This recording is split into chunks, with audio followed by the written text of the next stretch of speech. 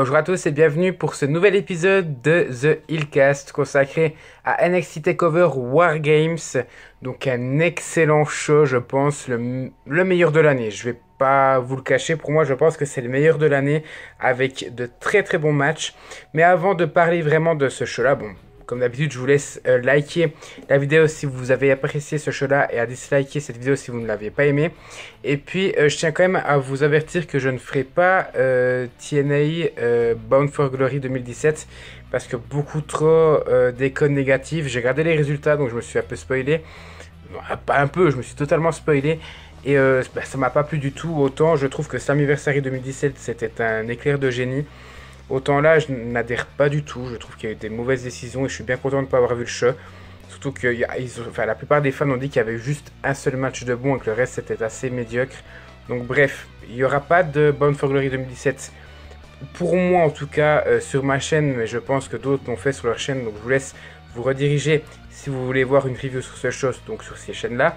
Mais nous, on va se consacrer à NXT TakeOver Wargames aujourd'hui. Et comme j'ai dit, c'était très très bon pay-per-view de NXT. Sans plus tarder, je vais directement vous parler du premier match. Lars Sullivan bat Cassius Ohno dans un bon opener, je trouve. J'aime beaucoup le style de lutte de Cassius Ohno qui est très très stiff.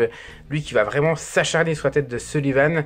C'est assez impressionnant. Bon, Cassius Ohno, je le connais depuis avant qu'il ait fait son retour. Par contre, Lars Sullivan, je dois vous avouer que je regarde très très rarement les weekly en fait de NXT. Pour la simple et bonne raison que ça dure que 45 minutes et que c'est pas en live. Donc c'est-à-dire qu'on aura quasiment chaque fois des lutteurs différents dans les shows hebdomadaires. Donc ça me dérange. Donc je vais vraiment suivre comme je suis Raw et SmackDown dès que ce sera en live. Et c'est pour ça que Lars Sullivan, je ne le connais pas. C'est la première fois que je le voyais lutter. Donc honte à moi. Vous pouvez dire ce que vous voulez, mais c'est la première fois que je le vois. Donc je le découvrais lors de ce match-là. Et en fait, je trouve que ce mec est bien construit dans son gimmick. Je trouve qu'à l'inverse de Cassius Ohno, lui, il va bien résister et respecter son rôle d'un monstre dominant comme peut l'être Lesnar, Corbin lorsqu'il était en rivalité contre Ambrose ou alors Braun Strowman. Je suis juste un peu déçu de la durée du match qui atteindra à peine les 5 minutes. Je m'attendais à un match un peu plus long qui atteindrait en tout cas les 10 minutes. Et le fait aussi que Ohno perde aussi rapidement, même si c'est logique et qu'il faut un peu crédibiliser Lars Sullivan, mais j'ai marqué tant pis, c'est déjà pas mal, donc j'ai mis la note de 7 sur 10 et vous allez voir que c'est ce match qui va un peu péter la moyenne de ce pay-per-view. C'est dommage parce qu'un 7 sur 10 c'est ultra bon, mais c'est la plus mauvaise note de ce show là. Donc je vais vous parler de la suite de ce pay-per-view avec le deuxième match. Aleister Black bat Velveteen Dream dans un excellent match. Donc Aleister Black, je l'ai déjà vu lutter plusieurs fois, que ce soit en Tommy End ou en Aleister Black. J'avais déjà vu un match, c'était à NXT Brooklyn 3. Et par contre Velveteen Dream, c'est la première fois que je le vois lutter et je sais pas si c'est son premier match à NXT. Donc là je vous laisse me le mettre dans les commentaires. Mais ce match là est un pur kiff. Ce match est excellent. Il est à la fois psychologique, donc faisant référence au gimmick de Black, et parfois comique, faisant penser à Velveteen Dream. Mais c'est un peu réducteur de dire que, en fait, le côté comique, ça c'est un peu associé à Velveteen Dream, parce que c'est un excellent catcheur, tout comme Black, parce que pour moi, les deux nous sortent un de ces matchs, mon Dieu, rapide et stiff à souhait. Vraiment, ce match est impressionnant, il dure 15 minutes. Limite, ça aurait pu durer le double de temps, ça m'aurait encore plus plu. Vraiment, c'est un pur kiff. Et le public est tout autant à fond dans le match que moi. Et puis tout ce qui est autour du Say My Name. Velveteen Dream veut que Aleister Black dise son nom pour qu'il s'en souvienne. Aleister Black avait dit justement, on le voit dans la promo, que tout le monde va se souvenir de son nom, mais justement pas dans le côté positif. Mais vraiment, très bon, très bon opposant en fait à Aleister Black, qui est quand même un sacré lutteur, faut l'avouer. Et Velveteen Dream n'a vraiment rien à se reprocher. C'est pas une honte. Je trouve que ce mec-là, pardon, est une bonne opposition, comme j'ai dit, à Aleister Black. Et finalement, Black dira le nom de Velveteen Dream en disant profite de ma célébration à ma place, je crois. Puis il lui dit son nom juste après. Donc vraiment, c'est une forme de respect et ça prouve aussi que je pense et je l'espère qu'il faudra compter sur Velveteen Dream à l'avenir et que Aleister Black de toute façon on s'en doute très fortement qu'il sera là et qu'il sera de toute façon je pense rapidement dans le main roster et dans le main event de la WWE. Et pour ce match-là, j'ai mis la note de 9,5 sur 10. Troisième match, Ember Moon bat Peyton Royce, Nikki Bella et Kairi Sane pour devenir la nouvelle championne féminine de NXT. Et je vais pas vous le cacher que cette victoire, elle m'a saoulé. Voilà, je voulais vous le dire durant l'intro, mais j'ai oublié, mais je regarde ce show pour plusieurs raisons. Premièrement, c'est un NXT Takeover et en règle générale, tout bon fan de catch qui se respecte, kiffe voir ce genre de show. Mais il y a surtout 3 points que j'avais envie de voir et que j'avais envie d'être comblé. Premièrement, le main event, le War Games, j'avais envie de voir un match de ouf. C'est respecté, mais j'en parlerai plus tard. Je voulais voir Andrade Cien Almas remporter le titre NXT.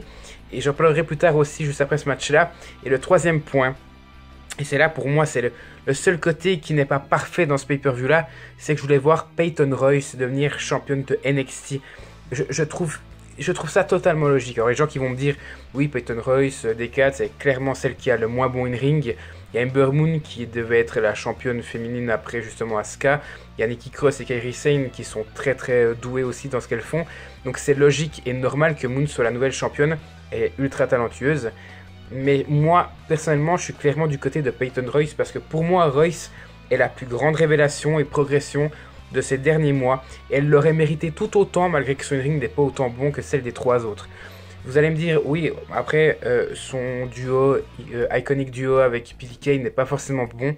Mais je suis désolé, c'est vrai que Billie Kay, je ne la supporte pas. Je trouve que son in-ring est très mauvais. Mais je trouve que les deux ensemble, ça aide Peyton Royce à aller au-dessus tout simplement. Et on va le voir en fait avec ACA plus tard, avec Zelina Vega. Le fait d'ajouter quelqu'un à Almas, en fait, ça rajoute quelque chose. Et je trouve que c'est pareil pour Royce avec Billie Kay. Et je trouve que Billie Kay pourrait aider, parce qu'elle n'a pas un bon ring pour moi, Billie Kay. Mais elle pourrait aider Peyton Royce justement à travers ce duo. Et elle l'aide déjà depuis un bon moment, vu que je crois que ça avait été la révélation déjà l'année passée, le duo. Mais je trouve que Peyton Royce, justement, de par sa progression, de par son charisme, de par tout simplement de sa team avec Billie Kay, aurait dû être la opportuniste heel de NXT et remporter justement ce titre. Après, ça fait longtemps qu'on n'a plus de heel championne à NXT, donc en parlant des femmes. Donc je trouve que Peyton Royce aurait dû remporter le titre maintenant. Maintenant, concernant le match, je trouve qu'il est clairement excellent. Ça fait très très plaisir de voir un match comme ça.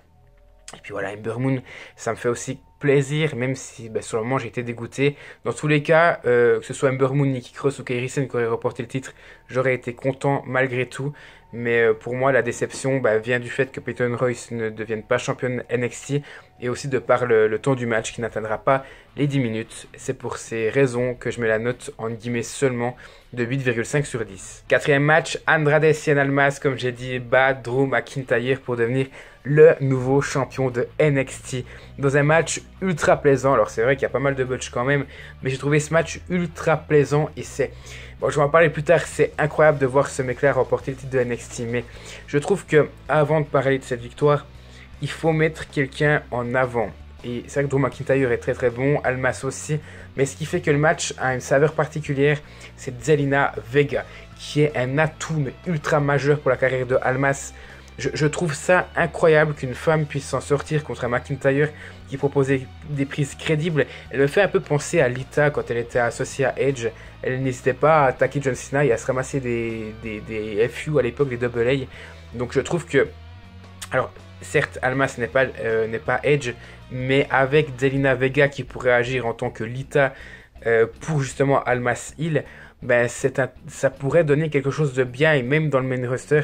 Et c'est pour ça que ça fait plusieurs mois maintenant que je veux voir Almas champion de NXT, parce que pour moi il me rappelait vraiment, alors c'est pas la même chose, mais il me rappelait vraiment Tyler Breeze par certains moments dans son utilisation. Et je voulais pas qu'il ait le même sort, c'est-à-dire être souvent dans les meilleurs matchs, être de temps en temps pour la course au titre, être dans la course au titre, et finalement ne jamais avoir de titre majeur à la WWE et encore plus à NXT. Donc j'avais pas envie qu'il ait ce sort-là, et heureusement le dieu Triple H m'a écouté, pas écouté moi, mais il a pris la bonne décision de mettre Almas en champion, et je trouve ça incroyable. Il y a 2-3 mois, je pense qu'on pouvait pas se douter quand on voyait Road contre McIntyre de voir Almas débarquer en tant que challenger et remporter le titre face à Drew McIntyre, donc je trouve ça incroyable. Et j'ai hâte de voir la suite, j'espère qu'il aura un très très bon règne. Et je vois bien justement Aleister Black devenir le prochain challenger. Et j'ai peur justement que ce règne soit assez écourté. Mais vraiment, pur kiff. Et j'étais ultra heureux de voir Almas champion.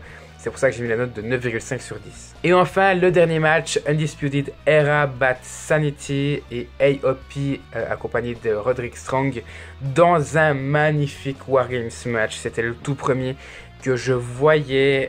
Vraiment, j'avais jamais vu ce qu'était, je crois que c'est la WCW. Mais vraiment, c'est un match pendant 34 minutes, je crois, qui nous aura tous régalé. Certains disent que c'est le match de l'année. Je sais pas encore assez de recul parce que pour moi, je viens de finir de regarder ce show-là, mais vous l'avez compris de toute façon et vous le voyez, j'ai mis la note de 10 sur 10. Pour moi, c'est un excellent match. Des moments fous, de tous les moments, des règles assez dingues. Voir Roderick Strong faire une superplex à Adam Cole depuis le haut de la cage. De voir Killian Dane tout détruire sur son passage et même manger la clé quand il arrive. De voir aussi, alors je crois que c'est Alexander Wolf qui qui balance un des AOP à travers 2 tables. D'ailleurs, il va se blesser sur ce coup-là. Et d'ailleurs, je ne l'ai pas précisé avant, mais Drew McIntyre semble s'être blessé dans ce match-là. C'est vraiment dommage, parce que lui, il devait être dans le main roster, je crois, après ce match-là. Enfin bref, il y a eu du sang, il y a eu de la brutalité, il y a eu des énormes moments, il y a eu des spots partout pendant 34 minutes. Si vous n'avez pas vu ce match-là, je vous le conseille absolument. Je ne peux pas en dire grand-chose de plus, mis à part que c'est Undisputed Era qui remporte le match. Je m'y attendais un petit peu, mais c'est logique en fait, c'est les derniers arrivés. Sanity sont les champions par équipe et AOP sont les anciens champions par équipe, donc ils ont, on va dire, d'une certaine manière et de leur façon, ils ont déjà eu un peu leur moment, donc c'est normal que les nouveaux arrivants, donc Bobby Fish, Kyle O'Reilly et Adam Cole, aient leur moment aussi. Donc je trouve ça assez dingue. Je m'attendais à un heel turn d'ailleurs de Roderick Strong, mais ça n'arrivera pas. Bref, match hyper ouf. Je suis plus que satisfait, d'où ma note, comme je vous l'ai dit, un 10 sur 10. Voilà, donc si on additionne ces 5 notes-là et qu'on divise par 5, on arrive à la magnifique note de 8,9 sur 10. Et c'est pour ça que je vous disais que c'est dommage que l'opener n'ait pas été un peu plus long et un peu meilleur, dans le sens où ce show-là aurait peut-être battu la meilleure note que j'ai jamais donnée sur ma chaîne, c'est-à-dire un 9,07 sur 10, je crois, pour WrestleMania 30. Il aurait pu avoir la première place, même si je ne classe pas les pay-per-view de NXT. C'est dommage, mais il a quand même une très très bonne note et c'est très clairement pour moi le pay-per-view de l'année. Voilà, n'hésitez pas à me dire ce que vous en pensez dans les commentaires, à me dire si vous êtes d'accord avec moi ou non et à liker ou disliker la vidéo en fonction de si vous avez aimé le show ou non. Et à vous abonner aussi à la chaîne si le cœur vous en dit et si vous aimez le contenu. Objectif 2000 abonnés. Et nous on se retrouve tout bientôt pour la suite de la chaîne.